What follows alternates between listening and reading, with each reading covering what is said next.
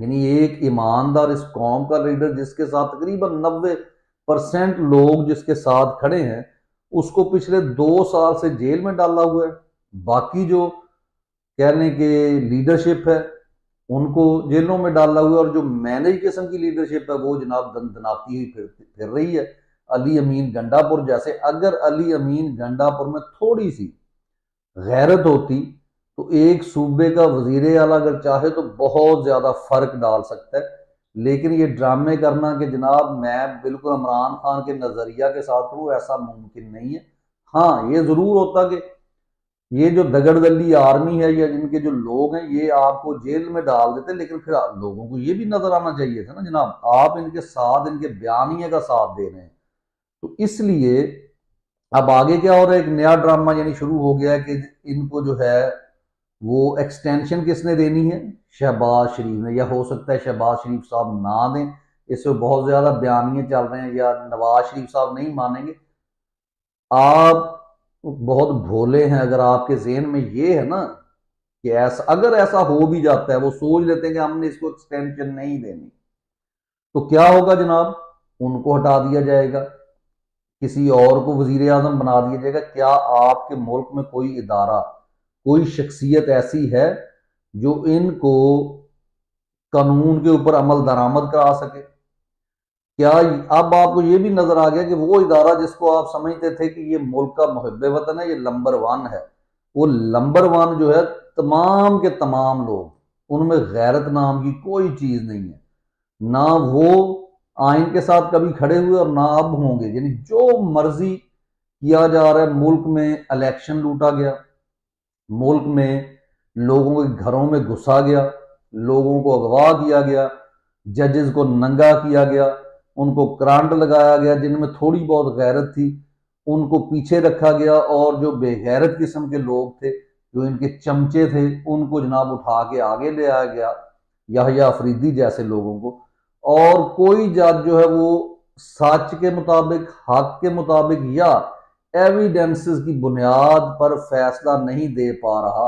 तो इसका मतलब क्या है, इसका मतलब ये है कि पिछले 78 साल या 76 साल से लगा लें, इस कंपनी ने, इसके बड़ों ने, और ये चंद हजार लोग जो हैं उन्होंने ऐसी सिलेक्शन की, ऐसे लोगों को सामने लेकर आए जो आपके सामने हैं, कि सवाए तनख्वाहें लेने, पैसे बनाने के, और उनका कोई यानी कहने के मकसद हयात ही नहीं। इसका हल सिर्फ और सिर्फ अवाम को निकलना है और इनकी तमाम ताकत को अपने हाथ में ले लें। इसके अलावा आपके पास कोई हल नहीं है। उसकी वजह अगर आप देख रहे हैं कि ट्रंप की तरफ, अगर आप गैर मुल्की ताकतों की तरफ दे रहे हैं, बहुत अच्छा काम। और ये पहली दफा पाकिस्तानियों ने अपने 76 साल तारीख में किया है कि जिस हद तक ये एहतजाज कर रहे हैं, ओवरसीज पाकिस्तानी जो इन लोगों से मिल रहे हैं, वो ट्रंप एडमिनिस्ट्रेशन से मिल रहे हैं, अपना प्रेशर बिल्ड कर रहे हैं, ये पहली दफा हुआ है। पहली दफा ये कौम जागी है। उसका हो सकता है कोई नतीजा निकले, लेकिन बाजार अभी निकलता हुआ नजर नहीं आ रहा। उसकी वजह क्या है? उसकी वजह यह है कि जनाब प्रेसिडेंट ट्रंप साहब जो हैं, यानी मैं अक्सर कहता हूं कि यहूदी, ईसाई और मुसलमान तब तक ये इंसाफ के ऊपर कायम नहीं रह सकते जब तक ये इल्हामी किताबों के जरिए जो इन तक पैगाम आया था उसके मुताबिक फैसले ना करें। अगर आप सेल्फ क्रिएटेड, अपने बनाए हुए असूलों को ये समझें कि ये जो है ये आइन हो सकता है, या ये जो है सदाकत है, या ये ऑनेस्टी है, ऐसा नहीं है। ये आप अपने आप को तसल्ली देते हैं कि हम जी नेशनलिज्म के तहत कर रहे हैं, जैसे ट्रंप अब कह रहे हैं मैं अपनी कौम के लिए कर रहा हूं, और लोग भी बेवकूफ बने हुए हैं। एक्चुअल ये है कि अगर आप दुनिया में दायमी अमन चाहते हैं, अगर आपकी नजर में ये एक ग्लोबल विलेज है और इसका कोई भी लीडर जो है वो अपने आप को समझता है कि मैं जनाब पूरी वर्ल्ड का एक लीडर बनूं और मुझे नोबेल प्राइज मिले, तो उसको सिंपली ये देखना है कि आपके जब तक रिलेशंस किसी भी कंट्री की अवाम और उसकी जमहूरी हुकूमतों के साथ नहीं है, आप अपनी कौम के लिए कुछ नहीं कर रहे। ये जो है ये ड्रामे हैं कि आप अफगानिस्तान के ऊपर हमला कर दें, ईरान के ऊपर, इराक के ऊपर, फिर वही लोग जब लुटे फुटे इनके पास जाएं तो उनको जनाब असाइलम दे दिया जाए, और फिर जो है अपने आप को ये कहा जाए कि हम जो है इंसानियत के बहुत ज्यादा हमदर्द हैं। नहीं, आप अगर दूसरे ममालिक के हालात सही करेंगे, वहां पे ऐसे लोग लाएंगे जो सोचने समझने वाले हों, जिनके नजरियात ठीक हों, तो आपकी कौम भी ठीक रहेगी और आपके ताल्लुकात दूसरी कौमों से भी बेहतर रहेंगे। तो इसलिए हर शख्स को, और खासकर मैं हर किसी को एड्रेस करना है, देखना है अपने प्रॉब्लम्स को, कि वो जो रुस्तु ने कहा था कि हर मुल्क को बेहतर अंदाज में चलाने के लिए जरूरी है कि उसमें पढ़े लिखे लोग, स्कॉलर्स किस्म के लोग जो है वो उसके हुक्मरान बने। तो क्यों कहा? क्योंकि स्कॉलर, पढ़ा लिखा शख्स, उसकी नजर में वही इस्लाम का तरीकाकार जो अल्लाह ताला कहता है मैंने बनी इसराइल के लिए लाजम कर दिया था, और मुसलमानों के लिए तो है, ईसाइयों के लिए, कि एक शख्स का खून जो है पूरी इंसानियत का खून है।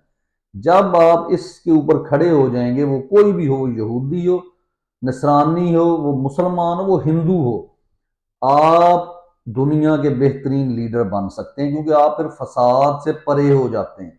तो इसलिए अगर आपके लिए अमेरिकन सिटीजन की मौत तो मौत है, लेकिन फलस्तीनी शहरियों की मौत जो है वो मौत नहीं है, और आप ये कहते हैं कि जनाब मैं नेतन्याहू के साथ खड़ा हूं, और ये लोग जो नेतन्याहू या फील्ड मार्शल आसम मुनीर जैसे लोग जो अपने अपने मुल्कों में कातिल हैं और पूरी दुनिया को पता है कि ये कातिल लोग हैं, अगर ये जनाब आपको ये कहें कि आपको नोबेल प्राइज मिलना चाहिए, तो इसका मतलब ये है कि इस पे आपकी स्टेट को, आपके शहरियों को, आपकी अदालतों को सोचना होगा कि क्यों ये लोग जो है ऐसी बात कर रहे हैं।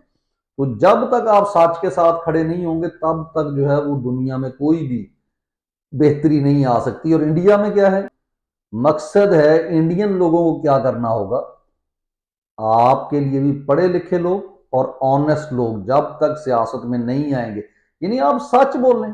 आपके सामने मिसाल है इमरान खान की, वो दुश्मन के साथ उसने जंग भी लड़नी हो तो वो सच बोलेगा, वो ये नहीं करेगा झूठा प्रोपेगेंडा कर दो। जब हुकूमत इमरान खान की खत्म की जा रही थी, उस वक्त अगर वो चाहता, बेशक हार जाता, लेकिन वो वहां पे नो कॉन्फिडेंस जब आई है, तो उस वक्त वो लोगों को पैसे ऑफर करता, वो रिश्वत ऑफर करता, जो आज तक हॉर्स ट्रेडिंग होती रही है।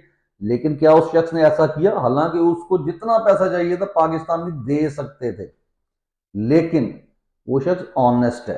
यानी ऑनेस्टी ये है कि आपके दिल को पता होता है कि मैं सही कर रहा हूं, ये गलत कर रहा हूं, और अब फिर भी आप हक के साथ खड़े होते हैं। तो इस वक्त पूरी दुनिया में अगर कोई एक लीडर है जो अपनी कौम से कोई बात नहीं छुपाता, और जैसा दीन इस्लाम या लहामी मजाहब, जैसे अल्लाह ताला ने ये कहा है कि कैसा लीडर होना चाहिए, कैसा इंसान होना चाहिए, तो उसकी मिसाल आपके सामने इमरान खान की सूरत में है।